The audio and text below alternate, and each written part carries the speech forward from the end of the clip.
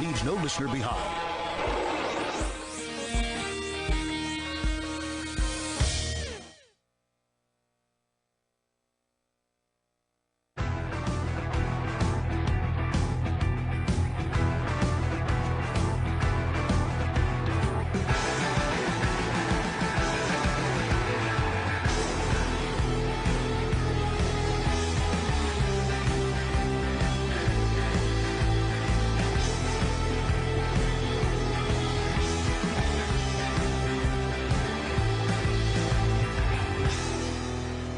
Hey there, my name's David Corson. I'm your guest host today on the Real Men of Real Estate on KCAA Radio out on the West Coast.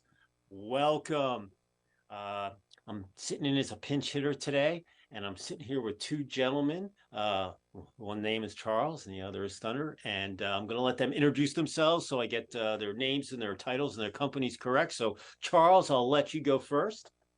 Thank you, David. My name is Charles James. I'm an attorney here in Southern California. I am also a developer and licensed contractor and builder here in Southern California. Awesome. Thunder, which is the coolest name ever. Yeah. You know?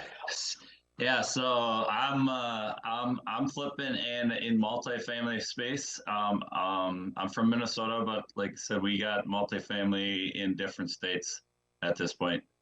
So, do you have any snow on the ground up there in Minnesota? yes, we have more snow than we've ever had for a long time, actually, and it sucks. Yeah, we got probably about 2 feet of snow actually that we've gotten this winter that we usually get about, I don't know, around 8 or 6 to 8 maybe. Yeah. So, Listen, I went to the University of Denver, so Minnesota, Duluth. There are my arch rivals. We just swept them. So yeah. But we swept North Dakota too. So Yeah. DU's ranked #1 in the NCHC. So we're coming up to St. Paul in a couple. Well, once the league series comes up. So anyway, you're from Minnesota, so I figured I'd throw that at you. I got my Pio sticks. I have my high up here too. So. Right. So, I was asked by, Marie Waite, who came to my event a couple years back, and we become friends. And she reached out to me. She said, "Hey, will you be my host on the Real Men of Real Estate?" And I was like, "Cool." I always like being invited to either podcasts and radio slots. It's always good to step in when people need me. And I don't know you gentlemen, so this is great to meet you. Thank you for finding the time in your busy day on a Friday afternoon as we record this. But today we're going to talk about real estate, and you're both kind of on the commercial side. I'm a publisher, so commercial to me is retail, restaurant, hospitality, cannabis, craft brew, shopping centers, healthcare. I can go down the list. I really don't get into the pharmaceutical and the industrial side of it, but my editorial concept of my magazine I've had for over 22 years is, basically our design, build, maintain. And the real estate component is kind of intertwined into all of those aspects. And right now, with the roller coaster that's happened over the last 3 years, real estate, on the commercial side, as well as the residential side, it's kind of, it's a very bumpy ride. Especially right now, interest rates have gone up. There's prices have gone down. I'm talking about the residential side. Prices have gone down, so it's basically pushed out some people in the market. And on the commercial side, some people have pulled back on some of the projects. Other people have lost tenants because people are working out of their homes, and there's a gluttony of real estate that's out there that needs to be filled or renovated into something else. Which is a positive thing from my side of things, because someone's got to go in there and rip out the old carpet and put in the new paint and renovate it. And I know, Thunder, you're a flipper, so you get that gig, on the multifamily side. So what I'd like to do is, we've got so many minutes left in the segment. So Charles, I'm gonna start with you. I'm gonna give you a couple of minutes to give me your kind of tailgating off of what I just said. What you see out there in the marketplace, So you're gonna put me on the clock, huh? You're a sports guy. You're gonna put me on the clock. Yeah. I'm watching the clock. I get a couple of minutes here. Okay.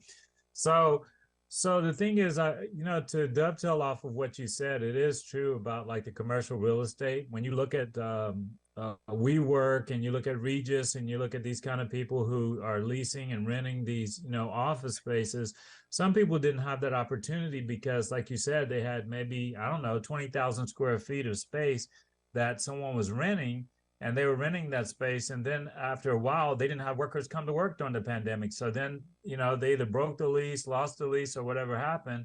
And now we have this big, huge market with all this space that's out there. So we're wondering what is going to happen with all the space going forward? Who's going to lease it? What's going to happen to these companies? Are people going to start to come back to work? And when we look at it, a lot of companies are having a challenging time getting people back into work because people realize they didn't have to do dry cleaning. People realize they didn't have to drive and do all these different things. And so now we're challenged by the idea of trying to figure out what to do with that open space. So I think the commercial market is going to suffer. And a lot of people always say, "Why do you say this?" But I say, for the next 10 years, the commercial market is going to have a problem because we don't have enough people to fit into the spaces, and companies have not provided enough attraction for people to come back to work and say, okay, look, I want to work in an office. I really want to be there. And then they just haven't provided anything to say, okay, look, this is why you should come back to work. So I think those spacing problems that you talk about are going to be there for a long time. What do you think? I definitely think that's spot on. The biggest thing that's happened is that, people, as the company reopened, they wanted to go to concerts, they wanted to go to ball games, they wanted to go out to dinner, they wanted to go to the beach. But when it came back to coming back to the office, it was like, I don't think so, you know. And so it was, if you were an off, you know, a corporation that had X amount of employees and they were all working at their home. They proved themselves. They proved that they were be more productive, and all of those things. Trying to force them to come back is kind of a catch-22 because you don't want to piss them off, excuse my French, or alienate them. You could always, get rid of them and go offshore, but you probably won't get the quality, and you won't have that control. The biggest thing is company culture. That's what when I, especially on my podcast, the people that I'm talking to on my own magazine, that they all said that company culture was the one thing that they wanted to maintain. And how do you do that?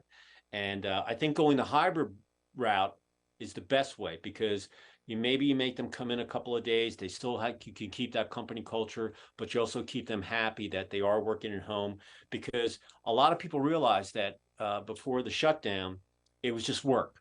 Now, after the shutdown and the opening, people are like, hey, I've got a life. I want to do all these things. There's, life's short. You never know what's going to happen.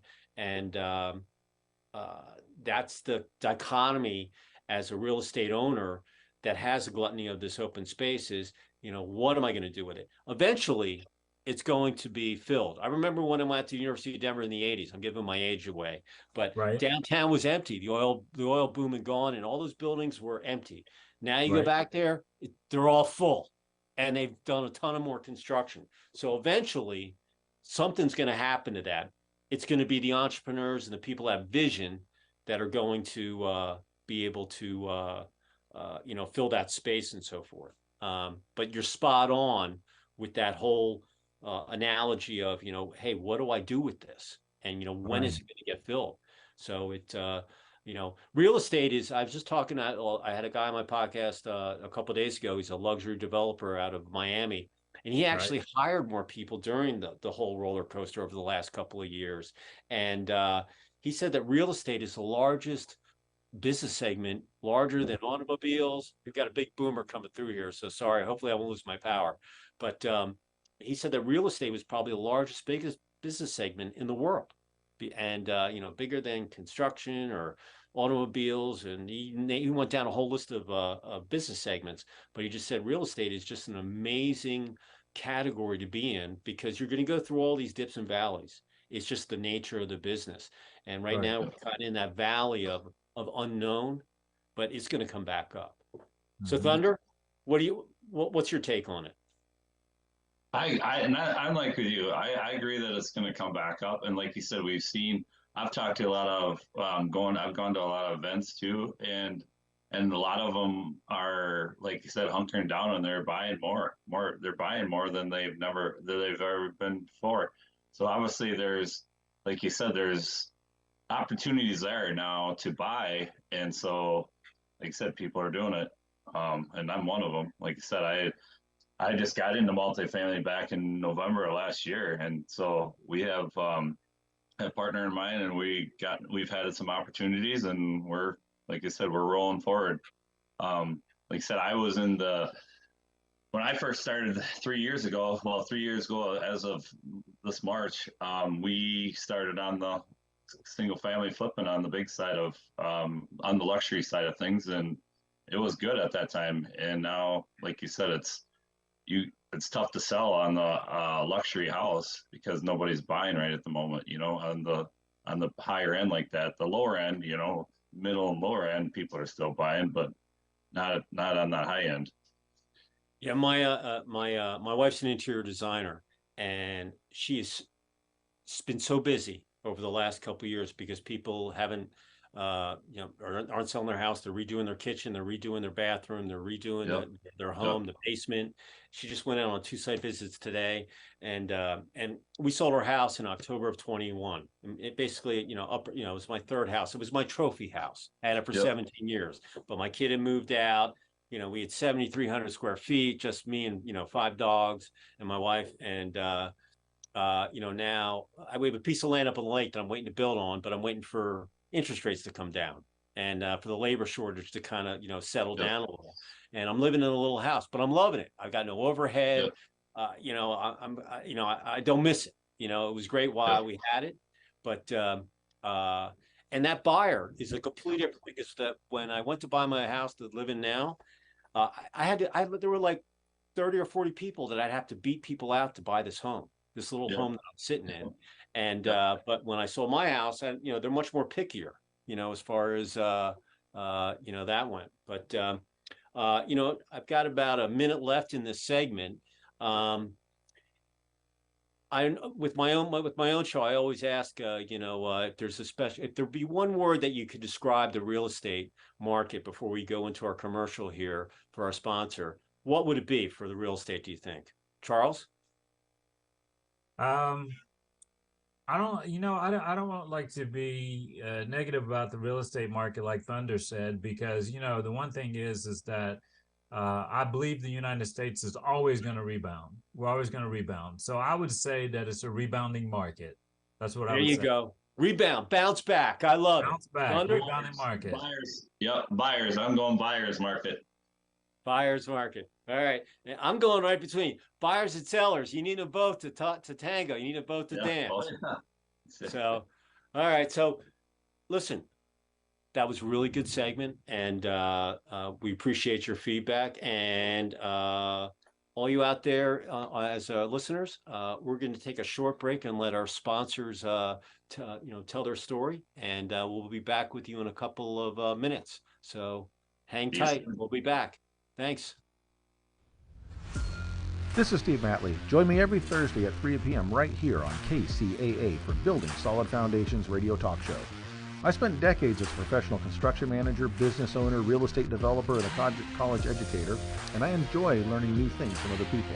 We talk a lot about real estate, business, and finance, but we cover a diverse range of other topics as well. Some of the topics we've discussed in the past few months include real estate investing, leadership, higher education, ADUs, marketing using technology, multifamily rental properties, business strategy, entrepreneurship.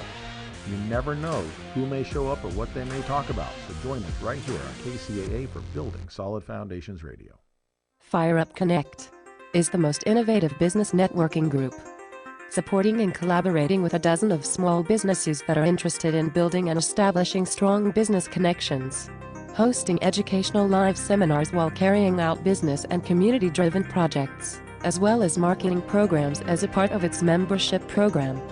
Fire Up Connect also offers virtual assistance with a wide range of services including inbound customer support, chat support, appointment setting and email management, graphic designing, video editing, web design and development, social media marketing, e-commerce solution, content writing and much more.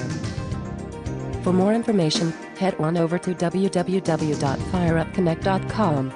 Fire Up Connect, helping success stories unfold every day.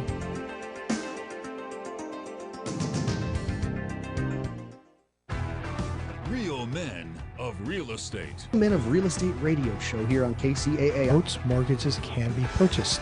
All of us want to live in thriving communities. Basically, go to the radio station, KCAAradio.com.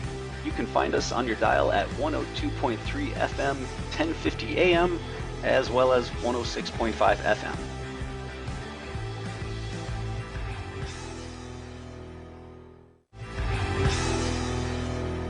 Hey there, David Corson, your guest host today, coming with you from the Real Men of Real Estate on KCAA out on the West Coast.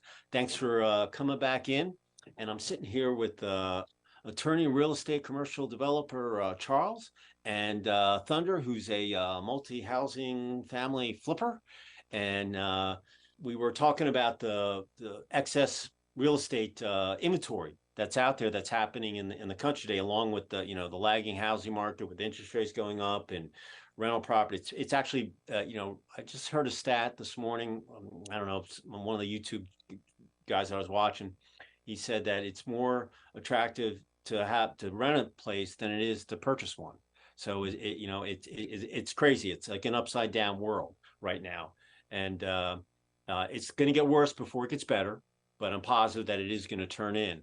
I'm a publisher, and I cover the commercial market. So I talk to a lot of people, end users, the architects, the engineer, the contractors, the facility guys, and they're all very positive. The biggest thing that they have is that with the space that they have to get done, there's labor shortages, there's permitting issues, and everything's just kind of, everything is kind of have a hindrance, in getting these projects done. And, but they're all positive.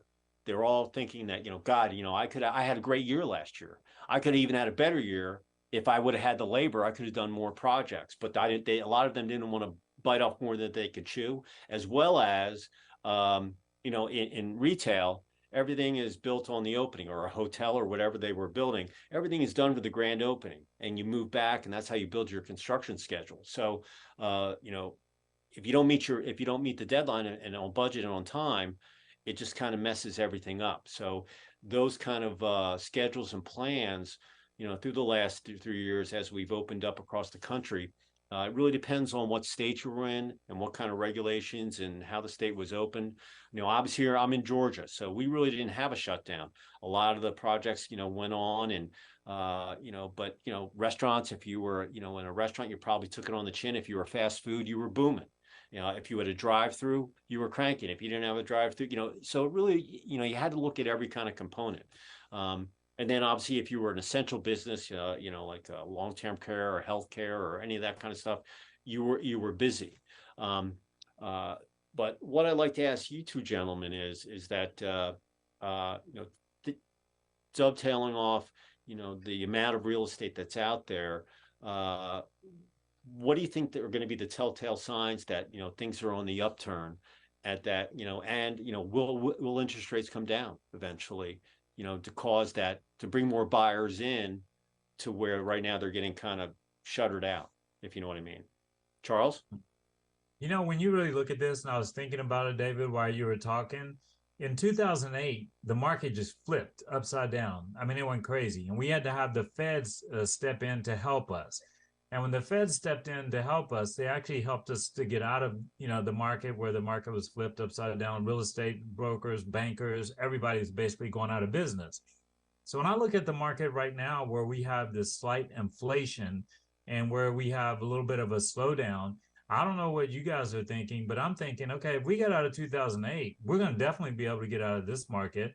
And even though I said, and I was a little bit pessimistic, I said that it would take like 10 years. I mean, to really get over the complete idea of everything that happened here with COVID and with the real estate market, both colliding at the same time. I think we have to get around the COVID issue, and then we have to get around the unintended consequences of what happened with the real estate market based upon the COVID issues. And I think when we turn the corner on those issues, the market will rebound, as I said before. And like Thunder's in Minnesota. So when I look at the markets and you're in Georgia, I like to look at them like what you said, David, look at them in like a separate way. Like your market didn't really take that big of a hit, but you know that in our market, we had mass exodus. People start leaving because of the taxes. People start leaving because of of COVID and the way it was being managed and all of these things. And so when I look at it, like I said, I really think that we're going to make a very, very strong comeback because of the fact that I'm sitting here thinking, okay, 2008 was really bad. We had to have Bernanke, we had to have the feds and everybody step in to take care of things. And we haven't had that right now. So when we look at these different marketplaces, like you said, David, Georgia is not that bad. Thunder, I haven't heard what you said about Minnesota, but I really do think that this is gonna turn around. It's gonna turn around. Thunder, what about Minnesota? Give us kind of a 10,000 foot look from Yeah, your drone. Yeah. We COVID, like you said, obviously COVID hit everybody differently, and it didn't. I mean, it didn't really affect too much in Minnesota. I mean, for like you said, everybody had to do their thing, but like you said, the commercial side of things, I agree with you earlier when you like you said people are kind of hunkering down and didn't want to go anywhere, and and like you said on the construction side of things, when I was flipping, I was having a tough time getting them there to do their job, and that was a constant battle. Like it was just constantly battle, and if they come, they'd show up for a couple hours or whatever, and then they'd have to go to their other site to finish up something that came up or whatever, and it's just like in the same aspect, I'm like, well, why can't you just finish up what you got going here, and then because you're going to make more money finishing this up, and instead of going there and then coming back,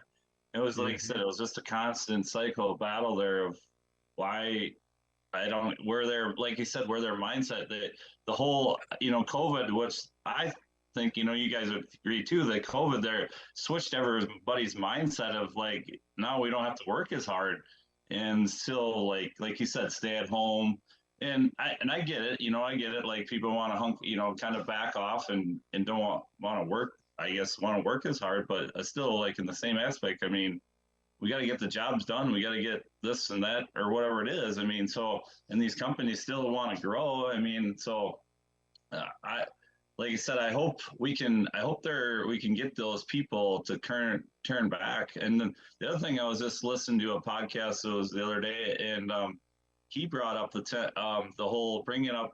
Remember, it was more you guys because I'm a little younger, but like I can remember my dad always going to work with a suit and tie on. I mean, like you said, and he said, well, why can't we get those days back too? Bring out the suit and ties, and I'm like, well, that'll be interesting because if we can get that and like you said, it's interesting how things turn. But hey, when I sold my house, I had 150 silk ties. I hadn't worn a tie in God knows how long. I had about 15 suits. I got rid of them. I kept my tuxedo that I got married in. I can still fit in it unbelievably. But ties, you're going to see logo shirts more than you're going to see any of that stuff. But I got to tell something about multi-housing. I put that column into my magazine along with cannabis because it's getting regulated and legalized around the country. But multi-housing was such a hot market, and we put it into as a section in our magazine. And man, I mean, you can't imagine how many multi-housing projects I can look around in the different counties outside of Atlanta that are getting built. It is unbelievably hot, and once again, that's a double-edged sword because a lot of people don't want apartments in there because it sometimes will devalue their own home, And I know the government right now is trying to take the zoning issues out, and it's Charles, getting back to where you said about 08. I went through the dot-com burst when I launched my company in 01. I went through 9/11. I was in New York.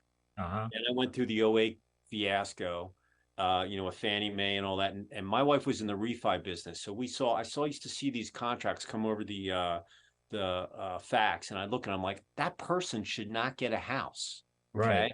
And so I blame the government. I hate to say it. I blame the government for allowing the regulations to be eased. I think it was Barney Frank that was in Congress at that time doing all that stuff.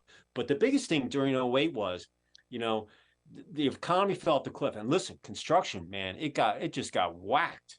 And where some of these big brands would have 10 people in their division or their segment in their headquarters. Now there was one or two guys wearing all the hats. Right. And those people have not come back. And so now when this happened, it was a completely different game, because in '08, people were still flying. They were still going out to restaurants. They were still going to, hockey or football games or lacrosse games, whatever it might be. Here, everything's shut down. And, it'll be a couple weeks. Oh, it's going to be a couple months. Here we are 3 years later. We're still dealing with it, I don't know if you remember, but IndyMac and banks like that and the builders in 2008, they didn't put the brakes on. Builders were building and there was inventory all over the place. Now that somebody mentioned the recession and a little bit of a slowdown, the builders are in the lead on this part now because they stopped. And that's what I was saying to you. They stopped. California, they stopped. Now, like you said, in Georgia, people are still building. So in different segments of the country, people have different ideas about it, because people in California are like, nah, we're slowing down, because if we get caught again, we don't want to be behind that 8 ball, because a lot of people went out of business, as you know, David. And, it's like, I think that people got wise to 2008. They got really smart, because when the builders started this year and they looked at it and they said, there's going to be a recession and we're going to have to cut back, they started the year with that understanding. And, most regular people weren't looking for a recession. They were just looking like, okay, look, we're going to come out of COVID.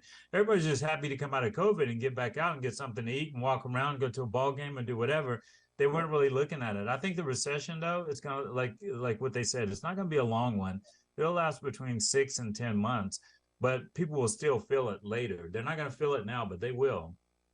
Well, and like you said too, like I talked to a big builder here in town, and he had 16 crews going 2 years ago, a year ago, and now he's down to 2. So like I want you to hold that thought, because we were coming up on a hard break for our commercial. So hang in there, everybody. We'll be right back. KCAA for Building Solid Foundations Radio.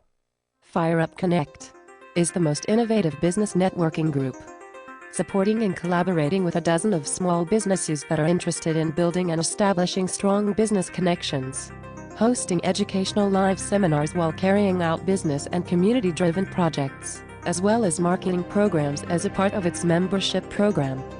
Fire Up Connect also offers virtual assistance with a wide range of services, including inbound customer support, chat support, appointment setting and email management, graphic designing, video editing, web design and development, social media marketing, e-commerce solution, content writing, and much more. For more information, head on over to www.fireupconnect.com. Fire Up Connect, helping success stories unfold every day.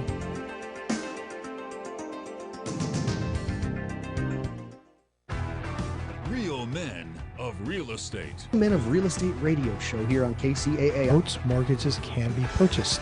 All of us want to live in thriving communities.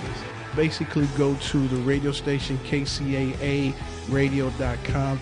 You can find us on your dial at 102.3 FM, 1050 AM, as well as 106.5 FM.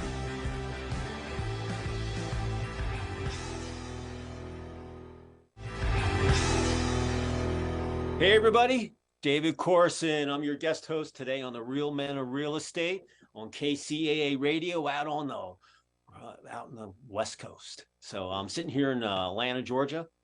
Hopefully I won't lose my power because there's some big boomers coming through here. I'm sitting here with Charles, who's a commercial construction developer, attorney, jack of all trades. And I'm also sitting here with a nice gentleman named Thunder up in the great state of Minnesota. Some really good hockey up there. And we were just talking about, the differences between the kind of the pits and valleys that we talked about. You had the dot-com burst in early in 2000, then you had 9/11, then you had the economy fall off the cliff in 08, 09, 010. Then we've kind of come back, and then we had the shutdown over the last couple of years, and now we're kind of coming out of it, but we're still kind of in a gluttony. We've got a ton of real estate vacancies and a real estate that's available for either reuse, renovation. What are we going to do that stuff with? And so Thunder, I'm going to let you pick up where you left off. Yeah, so like I said, I brought up talking to like I said, a fellow construction guy that's went from 16 crews down to 2, and that's all new build. But like you said, they're obviously, like you said, we're still the economy's still going forward. And like you said, 08 it was really a crash. Like you said, a lot of people now have more equity in their going on that they didn't have before in 08.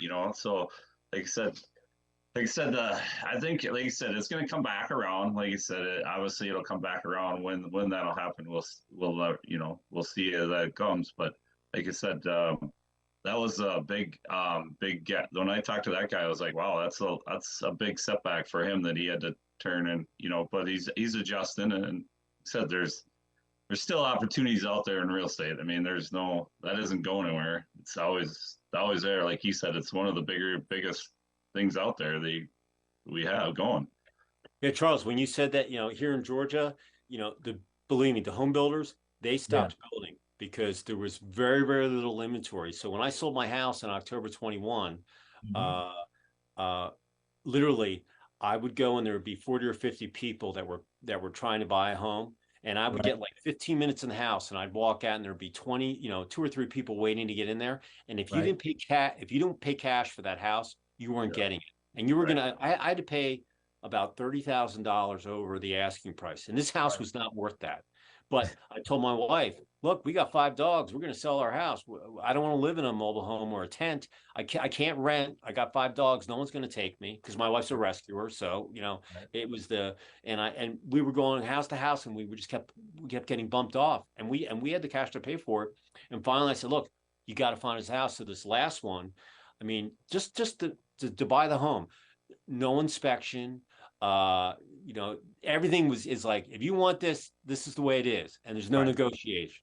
And luckily the house was only about 5 or 6 years old, and it was I wanted to be across the river in the other county, but it was close enough that so the move was fairly easy for us. But man, it was a pain in the butt. And but literally my wife would lay in bed every night looking at Zillow, and every house, the minute it went on the market, it was already sold. I mean, and under contract. So if you were selling a house in a certain price category, it was unbelievable. It was a seller's market. I mean, it just was, because the inventory wasn't there, because the home builders really did stop. It was the commercial sector that kept on building, and it was wild. I mean, but some like the people that sold their house to us, I was like, where did they go? Right. They moved to Alabama, moved in with their parents. That's where they went. That's a good question. That is, yeah. Where are these people going? Yeah, where are they going? Because the inventory, you can't build a house in a day. Maybe a little house, but a tiny house. But that stuff, it's the reality of it. Where are these people going when they're selling their homes? You know what I think? I think we have different segments of the marketplace. And I think that one of my favorite people is Warren Buffett. And he always talks about like in 1929, when there was a crash and things like that, and how the market corrected itself. And you guys probably know, Warren is always like saying, don't get out of the market just because times are bad, because it's cyclical and it'll go back up. I think the housing market is in a cyclical state right now. And what happens with people is some people are in their 50s and their 60s, and they say, okay, I don't need a large house anymore. I can go rent, or I can go, live with somebody or something like that. But a lot of young people, like Thunder said, he's young. He outed both you and I. He said that we were, maybe the older ones, but that was a joke. But so a lot of people like Thunder, who we're expecting to drive this marketplace and drive it back, he's going to have great opportunities as he goes forward, because over the next 10 to 12 years, I think the market is going to come back, and there people are going to be out there that want to work. Like you said, the builder that went down the 2 crews. The pandemic made some people lazy, but one thing that I believe about this country, and that's why I went to the Army, I always believe that this country has an opportunity. Hoorah! That's right. Yeah. This opportunity has an opportunity to rebound, and we're always going to rebound. And I think we're going to rebound really strong from the housing market, because David, you made a great point. Where are people going to go? They got to have somewhere to go. And I think that, like I said, we're going to have a great rebound. I don't think we'll ever be back in suits and ties again. You can see me, I'm an attorney. I'm not in suit and tie, and that's how I grew up, in a suit and tie, Thunder. That was a natural thing. If you didn't have on a suit and tie and you went to ask for money, you didn't get it.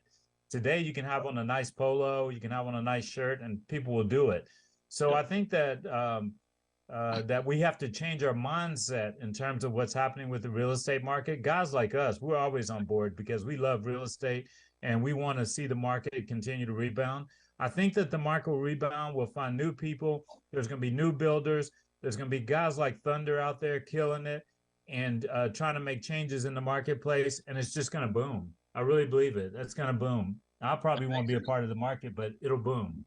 And that's where I made a big shift too on my end was I raised private money for my flips up to this point, and I still continue and I'm still continuing moving forward. But I'm giving my philosophy is, okay, why don't I? Because we have people have more equity going now. Why can't we? Then I'm approaching them saying, well, hey, why don't we use some of your equity? And I said, not only you're have that, and you're going to gain another $10,000 on your money, and you can go on use 5 of it to go on vacation and or whatever you want to wherever you want to spend it. That's your decision. But I'm like I said, I made a whole mind shift of like I'm trying to give more opportunities for people that are on the kind of on the sidelines, give them opportunity to invest and then put more money in their bank so they can retire sooner than they wanted to before. Thunder, that's a great thought. What we've done here in California? Basically, what we said is, if you have equity in your house, why don't you take that equity and build an ADU in your backyard? And so when people are building these ADUs in their backyard, not only are they helping themselves and using the equity in a positive way, but they're going to be able to get a really good return on that equity and put it back into their retirement. So I think that things like that and like what you're saying are going to be futuristic for people to take the equity that they have in their house and not have a side hustle anymore, but have a house in the back and rent it. And as you rent that house, like I said, you can take that equity and it makes money for you. Exactly. While we're sleeping, we want to be making money. Well, that's what you'll be doing if you build an ADU in the backyard or in one of these houses that you have. And I'm sure David and Georgia, I'm sure they probably are doing stuff like that too, because they have so much land. Like in California, we don't have a lot of land. And just like Ted Turner said, you might as well buy it. They're not making any more of it. So you might as well buy land, right? Yep. And the thing is that in those places you guys are in, you usually have an acre of land on your house. David, how many acres of land do you have at your house? And well, this one I don't have that. I mean, I'm in a much smaller. I'm only in about a 2,800 square foot house. We bought this house just to live in while we built our other house. And my son was going through FAA mechanic school, and we're a federal contractor too. We own a federal contractor company, so we're builders as well. And I'm a publisher, so I'm a jack of all trades. But when he left, we had the empty nester gig. So we bought a piece of land up on the lake. And here, if you have a piece of land up on the lake and you have a boat dock, your land's worth a lot of money. Right. So right now, I went into a 50 lot subdivision, bought the land, and I was supposed to build within a year of break ground, which I haven't done now since I'm old. But in the contract, there was no penalty. So the HOA's all over me. They're like, hey, Mr. Corson, when are you going to buy? When are you going to build? And I'm like, I'm not building at all. So you have 2 things. You can yell at me or I'll put a for sale sign up there and I'll make it worth $1 million. No one's going to buy it. But I'm not breaking ground until I'm ready to. And I'm waiting for the interest rates to come down. Plus, I'm also waiting for some of the products that volatility on the product side to come down, and then we're going to build our house. And here's the thing: there's a house in the subdivision that's about the same size of ours. They're all southern ranches. They're probably 4,000. You add the basement, it's probably 6,000 square feet. Right. This house just sold for $2.6 million. Whoa. Right? So I bought my land. I could probably build my house for with the land and everything for $1 million. And I told my wife, I said, look, if someone's going to stroke us a check for $1 million plus on top of, I'm not just going to sell the land, because I get people every day that text me, hey, would you like to sell your land? I'm like, no, because you're not putting any more boat permits on Lake Lanier. It's like an ocean. So I said, let's build the house. Let's go get our construction loan. We're going to act as our own contractor, and we're going to build a house, and then we'll put up. I said, look, and then if we make $1 million on that, my son lives in Charleston. He works for Boeing. And so I said, if you want to be closer to the beach, I've lived here in Atlanta since '92. I don't have to live here. I'm virtual. Maybe we'll go there. But I said, look, I've already had the big house. I don't want the big mortgage anymore. But so I might become a flipper, Thunder. Who knows? I mean, it's, my wife's doing that now anyway, basically. It's crazy, but talking about building, like, I'm a federal contractor. The federal government's the largest contracting company in the country, in the world. They've been building buildings for 200 years. So I go after small stuff. I'm not going after $30 billion nuclear power plants. I'm just a little guy, but I go on the SAM site and I look at stuff every day, and a lot of these projects no one even bids on, because you have to be, SAM registered to do it. So it's, and I just look at it, and I know that there's people out there. And, but once again, even when the projects that I bid on, I have to find someone locally to get the job done. And it's so tough because they're like, I'm so busy. I can't even get you on the schedule because I don't have the people. Like my son, he went to tech school. So he became an aviation mechanic. Now he's at Boeing. Every day he gets another job offer. But a lot of his friends did the 4-year route. So my whole thing, my magazine right now, is trying to get people to, when they're like 8th, 9th grade, is to plant that seed to become an HVAC tech, to become an electrician, because we need those people. Because real estate is not going to happen if you don't have anybody that's going to build it. And a lot of these people are getting older and they're retired. Labor is the name of the game right now, in my opinion. And whatever we can do, get out there and go do, the gig where you tell your story and plant that seed. If we can get one or two of those people to think of real estate, construction, or whatever, the country's going to be better. So we're on a hard break. We'll be right back. This is Steve Matley. Join me every Thursday at 3 p.m. right here on KCAA for Building Solid Foundations radio talk show. I spent decades as a professional construction manager, business owner, real estate developer, and a college educator, and I enjoy learning new things from other people. We talk a lot about real estate, business, and finance, but we cover a diverse range of other topics as well. Some of the topics we've discussed in the past few months include real estate investing, leadership, higher education, ADUs, marketing using technology, multifamily rental property, business strategy, entrepreneurship. You never know who may show up or what they may talk about, so join us right here on KCAA for Building Solid Foundations Radio. Fire Up Connect is the most innovative business networking group, supporting and collaborating with a dozen of small businesses that are interested in building and establishing strong business connections, hosting educational live seminars while carrying out business and community-driven projects, as well as marketing programs as a part of its membership program. Fire Up Connect also offers virtual assistance with a wide range of services, including inbound customer support, chat support, appointment setting and email management, graphic designing, video editing, web design and development, social media marketing, e-commerce solution, content writing, and much more. For more information, head on over to www.fireupconnect.com. Fire Up Connect, helping success stories unfold every day.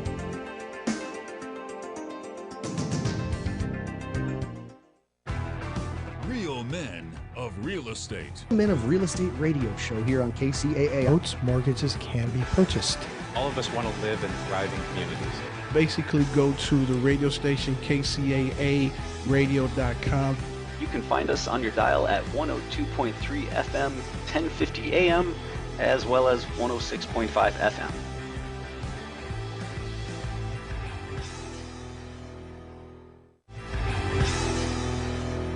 Hey, Hey, David Corson, your guest host on the Real Men of Real Estate on KCAA Radio. Thanks for hanging with us. Well, we're in we're at the final stretch to cross the finish line, and we were talking. I've got a gentleman, Charles, who's military. Thank you for your service, Charles. You're welcome. Come from a military family myself, and anyway, Charles is a commercial developer, attorney, jack of all trades. I'm also sitting here with Thunder, who is flipping multi-housing family up in Minnesota. Charles is out in California. I'm in the Peach State of in Georgia, just outside of downtown Atlanta, up by Lake Lanier. And we were just talking about labor and how we can entice the younger generation to get into construction, real estate, tech, and all of these jobs that we need out there. Listen, you can always be a waiter, you can always do those kind of things. But really for construction to happen, down the road, there might be robots in doing all this. But until that happens with AI and all this stuff, it's still, you need people labor. And the biggest thing, I'll just tell you my quick story. My son, he went to FAA mechanic school, 2-year program, learned welding, woodworking, avionics, all of that stuff. And then it takes you a year to get your A&P license, which is airframe and powertrain. Now he's fully licensed by the FAA. His first day at Delta hired him. In 3 hours, he had a recruiter called him and said, hey, do you want to come to Boeing in Charleston, South Carolina and work on 787s? I'll pay you 3 to 4 times what Delta's paying you. And he looked at his boss and they said, what should I do? And he goes, get the hell out of here. So he went, he moved to Boeing, and now he was a contractor for a year. And then they hired him on full time. And now he's a flight technician on the flight line, taking care of all the 787s that come out of the manufacturing plant, or the ones that come in and need to get tweaked. And he's only 23 years old, making 6 figures a year. It's unbelievable. And believe me, when he was 16 or 15, I had to drag him out of his bed in the morning to go to school. And I almost sent him to Riverside Military Academy, but he didn't want to live away from school. I went to prep school for 4 years. I lived away, so I get it. But a lot of his friends went to pilot school. And the first day that he was in class, one of his friends texted him and said, hey, my professor just said, hey, we don't need more pilots. We need more maintenance techs. So if you guys want to make the switch, now's the time to do it, because when the shutdown happened and all those planes were parked, all right, they can't be left. They have to be maintained. They just can't let there to be left sit. So he has job security. He can work on anything that has a jet engine, a boiler in a hospital, a train. He still work on anything automotive, mechanical, or whatever, because he understands it. And listen, I went to 4-year college. So anybody that's an educator out there, I'm not pounding on you. I'm just saying that college is not everything. But going to tech school and learning a trade and make money while you're going is probably the best thing that you can do. And if you're 18 years old, if you have a son or a daughter that's 18, and Charles, you'll appreciate this being military, that I always say, go into the military. You get 3 square meals a day. You got a roof over your head. You get paid. You learn something. You learn leadership. And then when you can stay in, or go to officer candidacy school, or whatever you want to do. But that's the best thing that you can do. I think Israel has it right. Everybody, male or female, you put your 2 years in, and it just changes the whole dichotomy of the philosophy of the country. But going the military route, there's nothing wrong with it. Just like being in hard labor, people are like, oh, it's blue collar. I know a lot of plumbers that are millionaires. You know why? Because everybody's got to use water. Okay, you got to cook with it, you got to drink with it, you got to live with it. I can go down the list. You got to deal with some plumber jokes, but hey, I don't care. The cracks aren't going to make me laugh. You know what, David? What you're saying is true, and I can attest to everything you're saying is true, because when I went to the military, which is a blue collar type of thing. All of my family has went to the military. We have over probably 150 years of service in our family. My dad was in the Air Force. My grandfather was a builder as well, and my dad was a builder, and that's where I got it from. I started out sweeping out houses. That's how I got to work. They wouldn't let me work. Back in the day, the old guys wouldn't let you touch anything if you didn't know what you were doing. So they said, you sweep out the house. So I had to sweep out the house, and then got an opportunity to become a framer. And for young people, that has led me to becoming an attorney because I had to learn to, get the specifics down and understand detail and understand what it's really like to work. So I think that, a lot of young people really should look into the trades, because I have a friend that's a roofer. And like you said, David, he's a millionaire. And people think that they think these jobs are menial. They're not going to pay me. I won't be able to take care of my family. You'll be able to take care of your family in the greatest way, because one of the things that I know is in my house and any house I've ever owned, I've never had a repair person come to my house almost ever, unless it was highly, highly technical, because I know how to do all the work. And the work never scares me because I just understand it's something logically that you have to figure out. So it's like what you said, David, the trades are a great place to be. And I want to pitch it to Thunder to see what he thinks about what the trades are like today. And you got to take about 15 seconds, and then I want you to leave your contact info, because we're hard up. We're going to come up on the end of the show here. So yeah, and I'll just quick jump on that. I have a 22-year-old that's he went to college for 1 year, and then he turned, and now he's a building maintenance guy. So like you said, I totally agree. We need to have them labor people, and he made the switch. Now he's, like you said, a building maintenance person now. So Thunder, tell them what your full name and your company is, and if someone wanted to reach out to you, how would they contact you? Yeah, so you can find me I'm on all social medias, IG, Instagram, Facebook, and LinkedIn. Tell them your name and company and your website. And like I said, most of my stuff is under Thunder Meyer. I have Facebook is under Jamie Thunder Meyer, but all under Thunder. And then like I said, you can find Thunder Property Solutions. And like I said, just search, Google it, and I'm out there, Thunder Meyer. All right, Charles. Stuff. Charles James Law, 626-428-3113. Again, it's Charles James Law, 626-428-3113. All right, I'm David Corson. You can get me at davidc@ccr-mag.com. That's the name of my magazine, Commercial Construction and Renovation. That's my podcast behind me, Commercial Construction Coffee Talk. And that the best way, or my website, ccr-mag.com. Thoroughly enjoyed the conversation, gentlemen. And for all you out there on KCAA Radio, the Real Mental Real Estate is always on Sundays at 1 p.m. Pacific Coast time. So if you're looking for some real estate tips, or some guys that are in construction, attorney, and publisher, you want to hear some things, maybe listen to a couple jokes, turn on in. We love to have you. And with that said, gentlemen, Charles, say goodbye from California. Thunder, say goodbye from Minnesota. Bye. Nice meeting See you later out there. Take and care. We will talk to you all later. Bye. See ya.